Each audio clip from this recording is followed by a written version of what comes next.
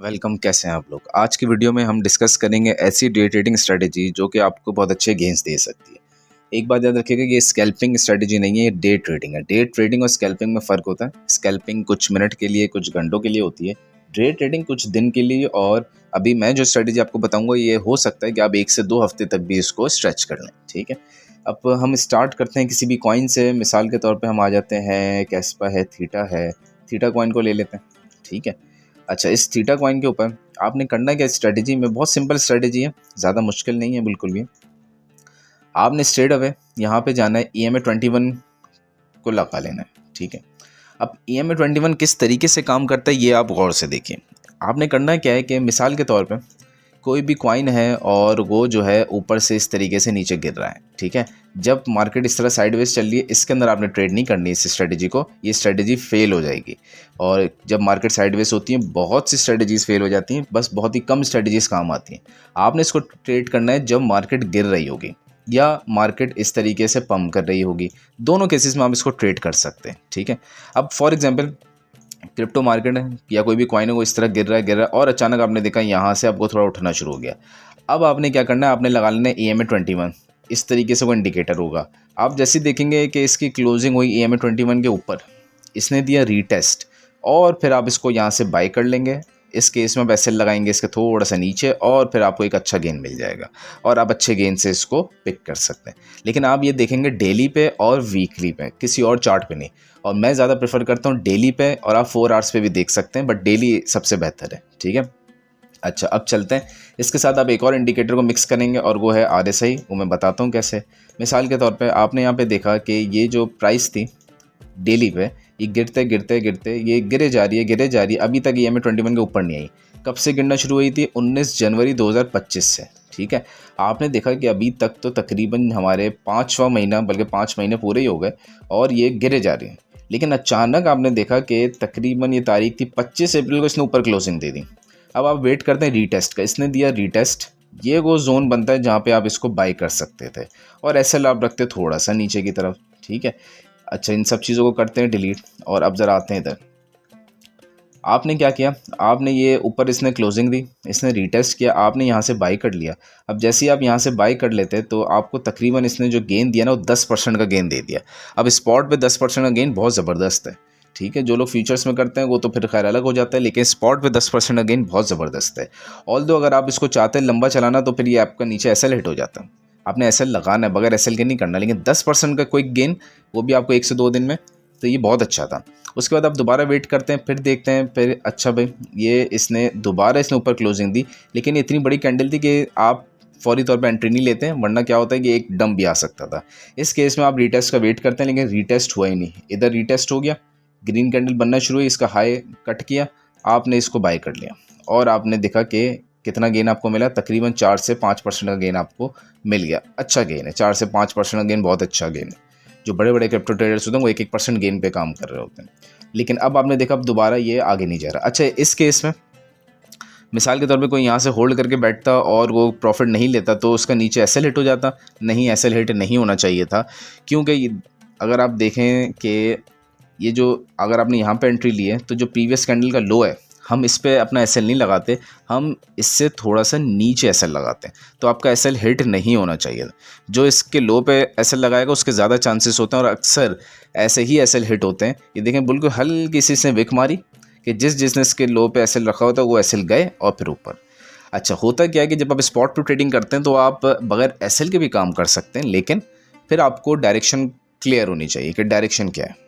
ठीक है, और डायरेक्शन क्लियर होने के लिए आप वीकली टाइम फ्रेम पे भी आके इसको चेक कर सकते हैं। ऑल्दो वीकली टाइम फ्रेम में अभी तक ये ऊपर आया ही नहीं है। जिस दिन ऊपर आएगा उस दिन तो बहुत तेज़ शूट कर जाएगा। ठीक है, अच्छा, अब हम RSI पे आ जाते हैं। मीनवाइल आपने RSI से कंफर्मेशन कैसे लेनी है?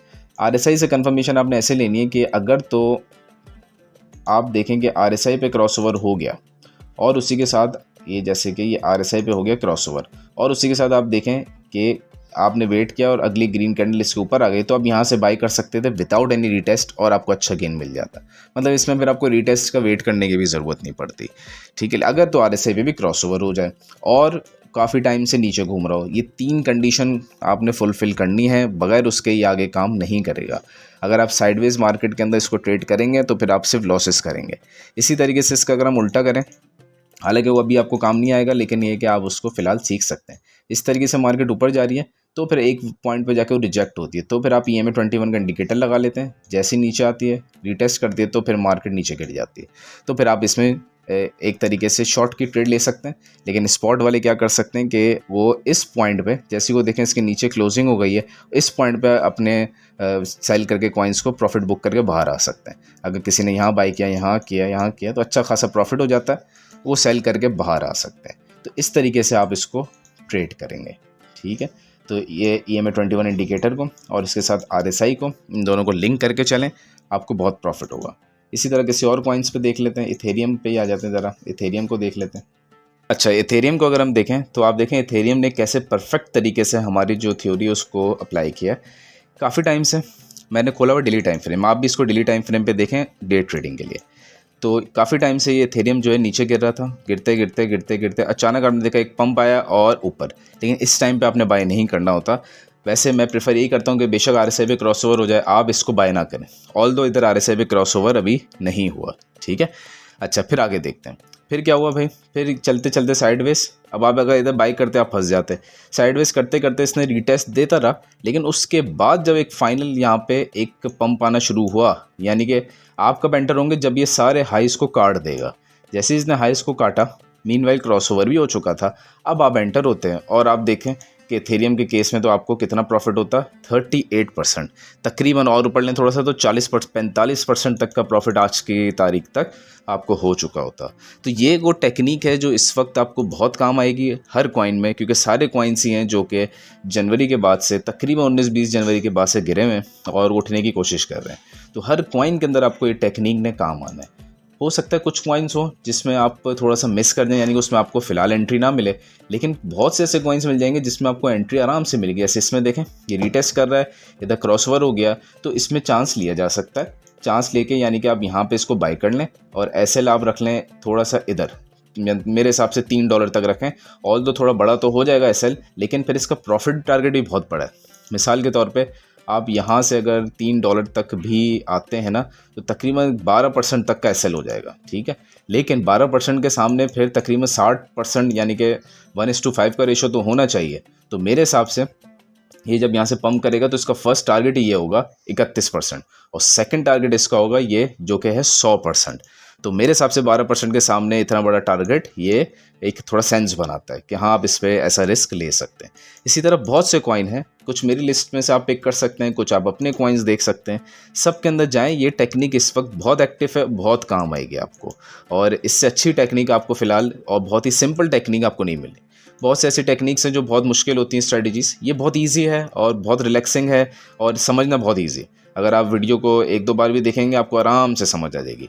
बाकी जो दूसरा मैं आपको कह रहा था जो हाई पे जाके, उसको फ़िलहाल आप रहने दें, क्योंकि वो कंडीशन अभी आपको मार्केट में बहुत ही रेयर दिखेगी। ये कंडीशंस आपको बहुत से कॉइन्स में दिख जाएगी। ये भी देखें गाला कितने टाइम से नीचे चल रहा था, अचानक इसने ऊपर पंप दिया, रीटेस्ट किया, अब ये ही टाइम है, राइट टाइम टू बाय। और इसमें अगर एक और चीज़ अगर हम देखें, ड्राइंग्स वगैरह सबको डिलीट करते हैं, तो एक और चीज़ अगर आप देखें तो यहाँ पे एक फेयर वैल्यू गैप भी बन गया था जब एक पंप आया। तो यहाँ पे ये जो बड़ी कैंडल, हाँ यहाँ पे एक आप देखें फेयर वैल्यू गैप भी बन गया था और उस गैप को फिल किया गया है। ये जो विक्स वगैरह लगी है ना, ये इस गैप को फिल किया गया और मीनवाइल EMA 21 पे भी रीटेस्ट हो गया। तो दोनों कंडीशन फुलफिल हो रही हैं। इसका मतलब है ये बहुत अच्छा जोन है बाइंग का। ऑल्दो आप SL फिर भी लगा के चलेंगे, बेशक SL थोड़ा बड़ा हो जाएगा, लेकिन आप इसको लगा के चलेंगे SL को, बगैर SL के ट्रेड नहीं करेंगे। स्पॉट में भी SL लग जाता है। कुछ लोग पूछ रहे थे स्पॉट में कैसे SL लगता है, तो देखें जिस तरीके से आप बाइंग ऑर्डर लगाते हैं ना या सेलिंग ऑर्डर लगाते हैं स्पॉट में, इसी तरह अगर आपने मिसाल के तौर पे यहाँ पे बाई किया तो आप फॉर एग्जांपल अपना सेलिंग ऑर्डर लगा रहे हैं 0.03 पे, ठीक है। तो जब उस लेवल पे जाएगा तो प्रॉफिट में सेल हो जाएगा। इसी तरीके से आप एक और सेल ऑर्डर लगाएंगे जो कि आप लगाएंगे थोड़ा नीचे की तरफ, जो कि आपका SL हो जाएगा, कि अगर तो प्राइस गिरते गिरते इस पॉइंट पे पहुँचते तो भी सेल हो जाए, तो वो एक SL ही होता है एक तरीके से। तो इस तरीके से आप SL लगा सकते हैं।